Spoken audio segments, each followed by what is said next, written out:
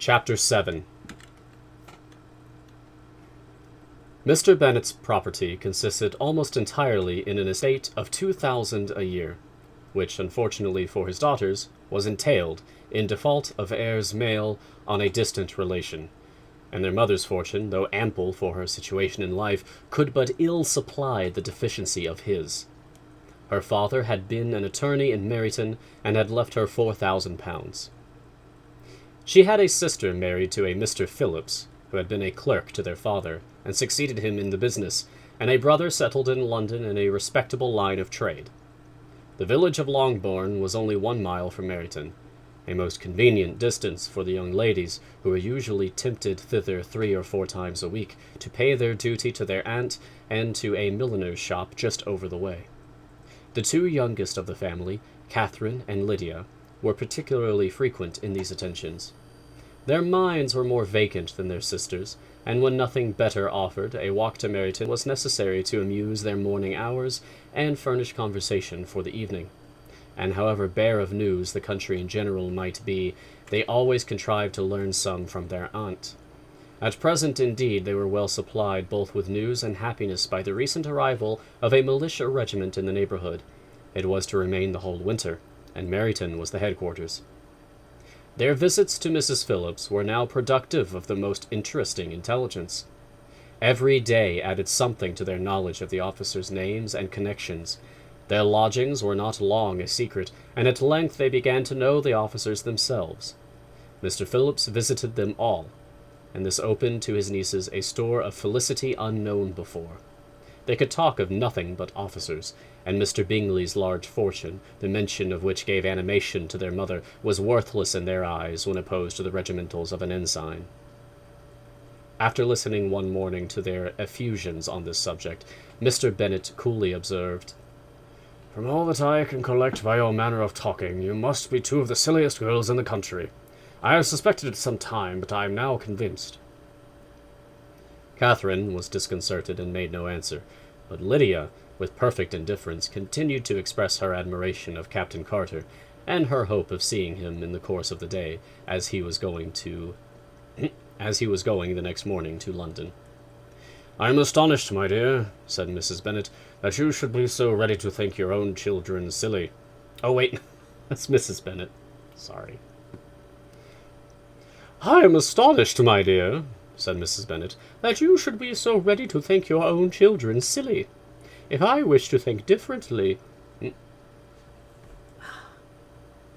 Sorry, I keep messing up today. "If I wish to think slightingly of anybody's children, it should not be of my own, however. If my children are silly, I must hope to be always sensible of it. Yes, but as it happens, they are all of them very clever. This is the only point, I flatter myself, on which we do not agree.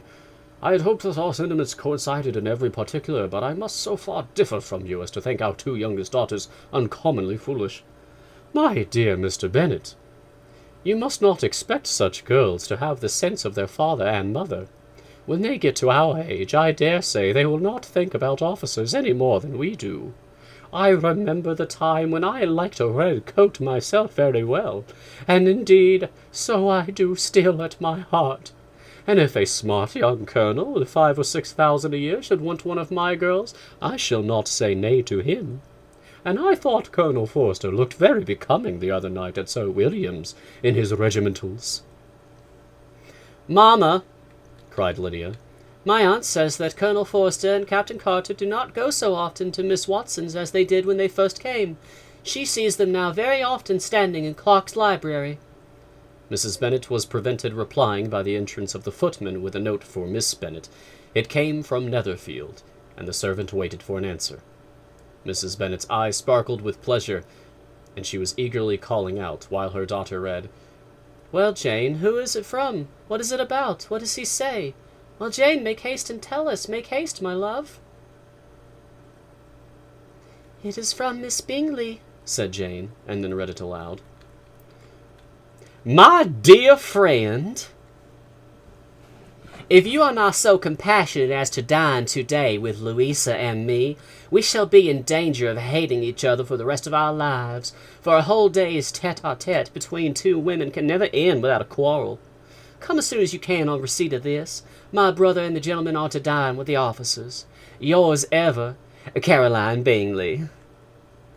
With the officers? Cried Lydia. I wonder my aunt did not tell us of that. Dining out, said Mrs. Bennet. That is very unlucky. Can I have the carriage? Said Jane. No, my dear, you'd better go on horseback, because it seems likely to rain, and then you must stay all night. That would be a good scheme, said Elizabeth, if you were sure that they would not offer to send her home. Oh, but the gentlemen will have Mr. Bingley's chaise to go to Meryton, and the Hursts have no horses to theirs. I had much rather go in the coach. But, my dear, your father cannot spare the horses, I am sure. They are wanted in the farm, Mr. Bennet, are they not? They are wanted in the farm much oftener than I can get them. But if you have got them today, said Elizabeth, my mother's purpose will be answered. She did at last extort from her father an acknowledgment that the horses were engaged. Jane was therefore obliged to go on horseback, and her mother attended her to the door with many cheerful prognostics of a bad day. Her hopes were answered. Jane had not been gone long before it rained hard. Her sisters were uneasy for her, but her mother was delighted. The rain continued the whole evening without intermission. Jane certainly could not come back. This was a lucky idea of mine, indeed, said Mrs. Bennet more than once, as if the credit of making it rain were all her own. Till the next morning, however, she was not aware of all the felicity of her contrivance. Breakfast was scarcely over when a servant from Netherfield brought the following note for Elizabeth.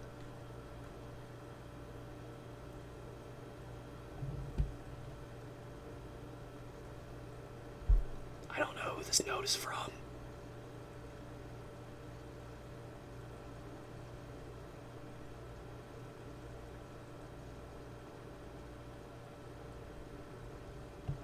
Who is this from? Oh, no. Okay. Is it Lydia? Is it Jane? I'm gonna go with Jane and just hope for the best, I guess. My dearest Lizzie, I find myself very unwell this morning, which I suppose is to be imputed to my getting wet through yesterday. Ah, here we go. My kind friends will not hear of my returning till I am better. They insist also on my seeing Mr. Jones. Therefore do not be alarmed if you should hear of his having been to me, and, excepting a sore throat and headache, there is not much the matter with me. Yours, etc. Well, my dear, said Mr. Bennet, when Elizabeth had read the note aloud, if your daughter should have a dangerous fit of illness, if she should die, it would be a comfort to know that it was all in pursuit of Mr. Bingley, and under your orders. Oh, I am not afraid of her dying. People do not die of little trifling colds. She will be taken good care of. As long as she stays there, it is all very well. I would go and see her if I could have the carriage. Elizabeth, feeling really anxious, was determined to go to her, though the carriage was not to be had. And as she was no horsewoman, walking was her only alternative. She declared her resolution. How can you be so silly, cried her mother, as to think of such a thing in all this dirt? You will not be fit to be seen when you get there. I shall be very fit to see Jane, which is all I want. Is this a hint to me, Lizzie, said her father, to send for the horses? No, indeed. I do not wish to avoid the walk. The distance is nothing when one has a motive, only 3 miles. I shall be back by dinner.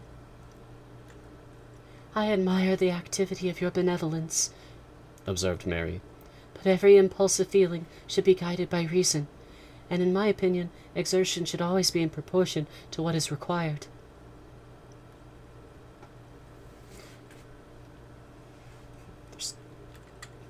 We will go as far as Meryton with you, said Catherine and Lydia. Elizabeth accepted their company, and the 3 young ladies set off together.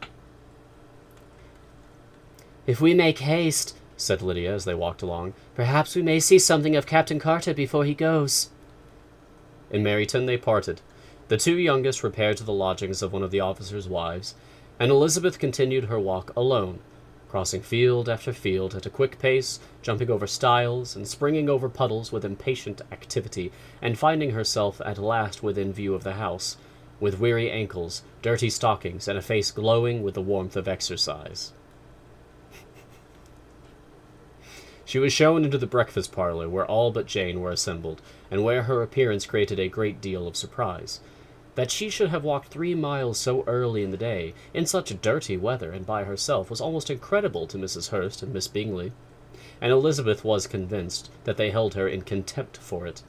She was received, however, very politely by them, and in their brother's manners there was something better than politeness. There was good humour and kindness. Mr. Darcy said very little, and Mr. Hurst said nothing at all. The former was divided between admiration of the brilliancy which exercise had given to her complexion, and doubt as to the occasions justifying her coming so far alone. The latter was thinking only of his breakfast. Her inquiries after her sister were not favourably answered. Miss Bennet had slept ill, and though up was very feverish, and not well enough to leave her room.